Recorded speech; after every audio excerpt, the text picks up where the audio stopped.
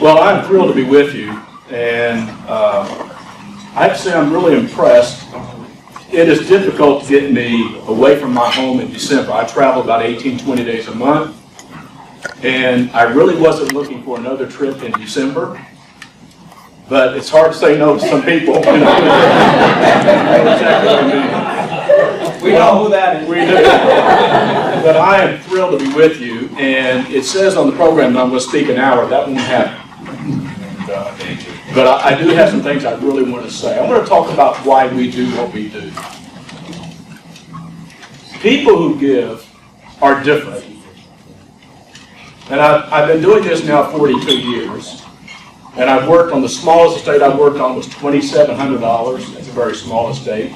The largest we worked on last year was $1.25 billion. That's a big estate. I'm sure some here eclipse that. But I'm always curious why we do what we do. And so what I thought I'd do tonight is share 4 stories and explain why it's important. But before I do that, I have discovered there's 2 types of wealth accumulators in this world. There's the terminal, and the purpose of building wealth is to satisfy their needs. But then there's that special group, and it's a small segment of society that are instrumental accumulators of wealth. And they find joy and pleasure in helping other people. That's you. That's who you are. And there are many more people who live in this community and surrounding area, but look who's here. These are the people that really want to make a difference. So I admire the board and what they've done, the leadership you've had. You've got an excellent staff. Our clients include Ed.D. Anderson, if you know where Ed.D. Anderson is, St. Jude's, Fort Dodge, Iowa. Anybody ever been to Fort Dodge, Iowa? There you go, town of 26,000. We've been our clients for 16 years. But what's common is that people who love people want to make a difference. And that's why we call this philanthropy. Combination of 2 Greek words, philo and anthropos. The love of people, the love of mankind. That's who you are. So I've always tried to figure out in these 42 years why people do what they do. And I found that some people give because they want to be involved in something noble. They want to make a difference. I'm reminded of a young man, we were talking about East St. Louis, Bob and I were talking about East St. Louis, where I grew up. Anybody's been to East St. Louis? Except going through it very fast. Born there. You were what? Born easy. Where are you really? Well, we'll talk afterwards. Well, there's a young man who, in the late 60s, early 70s, went to East St. Louis High School, who wanted to go to college. And he came from a family that he was the first to go to college. And he had a less than stellar education. But he went on to school, he got to college, and he got to his senior year, and he getting ready to take his exam, and walked into the room where the exam was being held, and he noticed on the back of his chair his name with a note saying, "Come to the business office." He went to the business office. They said, before you can take your final exam, you need to pay up your bill, which is $500. And the young man said, "I don't know anybody that has $500, and I sure don't." And the vice president said, "Well, come back tomorrow, we'll talk about it, and maybe you can take your exam." So he went home, worried about it, spent 4 years in college trying to figure out how he was going to make it. He came back in the next day, and the vice president said, "Someone has paid $500 so you could take your exam." He went on to get graduate degrees. Been very fortunate. And that's my story. Someone stepped up to make a difference in my life. Now, I don't know if I'd have gone on any further. Maybe I wouldn't have got 2 masters and a doctorate. I really believe it would have ended then. But it didn't. I found out years later, I ended up being a vice president at university. I could go back in the records, and I found that that $500 was given by Roy L. Hill, who drove a school bus. And $500 to a school bus driver in 1973 was a lot of money. He changed my life. the billions of dollars that we've raised, maybe it would have happened, but it did happen because of Roy L. Hill. I'll never be able to thank him because he's passed away. I'll tell you about another gentleman who, when he was 13, his dad died. When he was 15, his mother abandoned him and his 2 younger siblings. This is my dad. And my dad quit high school and went to work at Vitzer's auto dealership, washing cars and changing oil. Never got to finish high school, never got to go to college. But when my dad found out that somebody wanted to go to college and couldn't afford it, he'd get his 1952 Plymouth that he painted himself. It was a disaster, ripples all down the side. And he would drive around the neighborhood and at the farms and business owners and say, Mrs. Smith's daughter wants to go to college. She can't afford it. Would you give $100 a month? Dad sent 23 young people through college. When my dad died, 20 came to his funeral. The vice president, executive vice president of Pepperdine University, went up. They were lawyers, doctors, bankers, business owners. Some people give because it wasn't easy. But they want to make it easier for someone else. And then the last story I want to tell you about, this is the hardest one for me to talk about, is that 12 years ago, Cheryl and I lost our only grandchild. Some of you have lost children or grandchildren or spouses. It's hard, isn't it? And I remember Barrett calling me, this big linebacker, played in college, tough, called me on the phone, and he couldn't talk. And I said, what's going on? He couldn't talk. And finally he gave me a room number at the hospital. So I went up, opened the door, and here is Barrett, big, strapping, strong, good guy. He's a fine young man. Came up, he just draped over me. And he couldn't talk. And I said, what is going on? And the doctor walked up and said that Elijah was passing away. And as Elijah took his last breath, I held his left hand, I held Barrett's right hand, and he held Elijah's right hand.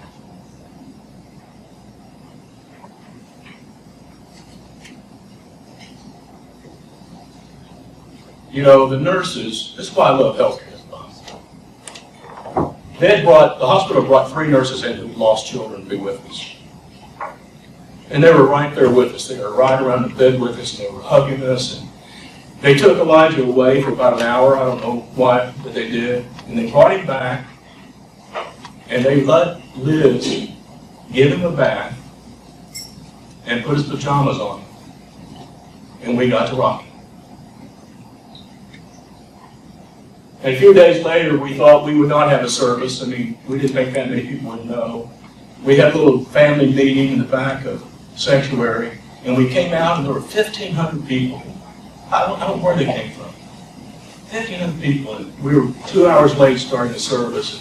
And when the service was over, the pallbearers went up front, and our son walked up, picked up Elijah's casket, and marched out of the sanctuary, tears just running down his eyes.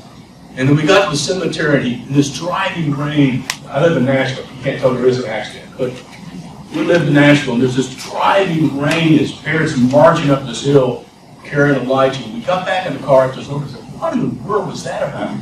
He said, Dad, that was the last thing I could do for him. It wasn't. A few weeks later, he went back to the hospital, and he had in his pocket a check, and he went to the nurse's station, and he said, we want to thank you for what you did for us, and we would like to give you a gift. And they go, no, we're sorry for the outcome, we wish it would have been different. And he went downstairs to the foundation office, and when he told Greg, he said, I want to make a gift. They go, no, your dad's helped us over the years. And he was 30 at the time. He had a $25,000 check. That was his money. He made it, not me. They made the mistake thinking that the gift was about what? The hospital. The gift was about Elijah. And 6 weeks later, we're sitting at a dinner table. My other son, who was even bigger, like mine back in college too, he said, Dad, and our two sons lived right next to each other. Bought houses really close. Rob's the crazy uncle. And he said, Dad, no one's ever going to know Elijah but us. And he said, why don't we give $2 million to that children's hospital? First thing I know is who's we?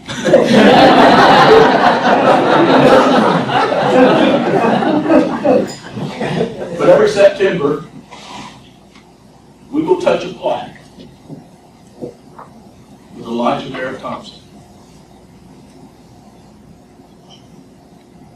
Sometimes we give because we're compelled to. That's who you are. This isn't about the money, is it? It's about helping people.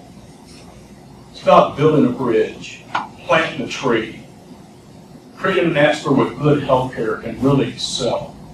I love people like you all. We're the same. We want to make a difference.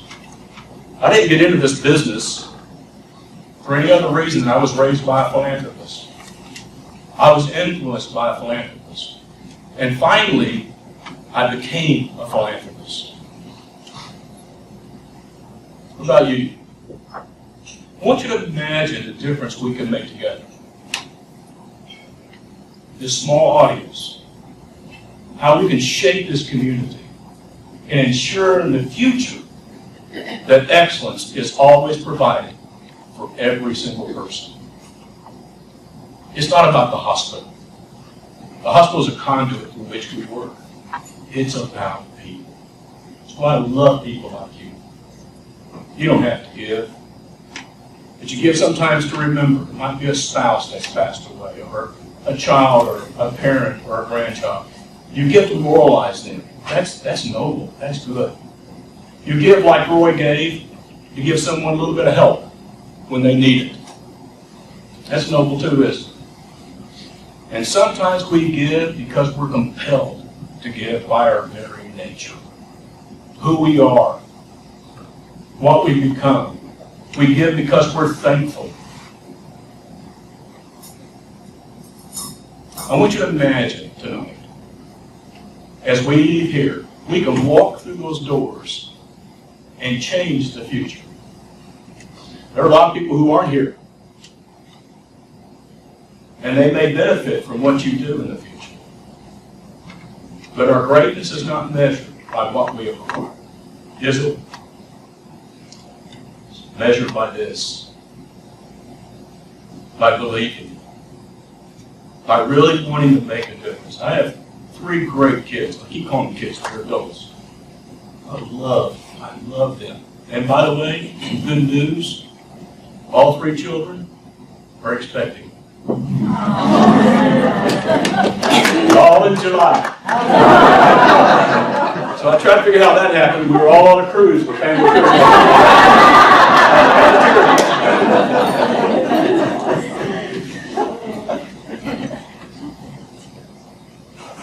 When you think about it, whatever I leave, Cheryl and I have been really blessed. We've really been blessed. And whatever we leave for our children will go to more luxuries. Nicer car, buy our house, maybe another pet. I love that. But then there are some that we want to carve out of our estate to help people who need it. Does that make sense? If we could all give a little bit out of our estate, you can change the future for someone. And maybe be reminded of someone who changed your future. It's a great team, and let's put together a great team. Again, we see the very best across the country. I mean, I get this. I was telling Bob earlier, this is my 46th state this year. Ain't been to Hawaii. Have no interest, it's too far. And there are people like you all over this great country who are making a difference. I want to thank you for what you do. And I want to begin by asking the board to stand. Lord. Thank you.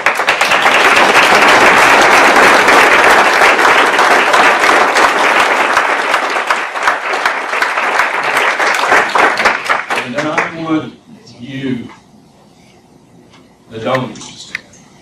Would you, Vice Chancellor, just move?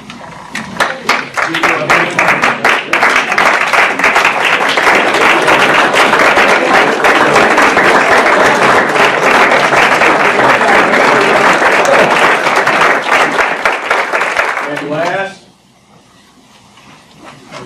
let's leave tonight committed as a group and as individuals. As hokey as this sounds, we're going to leave here and we're going to change the world one person at a time. And if that takes another building, if it takes another MRI, if it takes another nurse, tech, whatever it takes, we are going to do what's needed to make a difference. You agree with that? Yes. Thank you all so much for what you do, and thank you for tonight.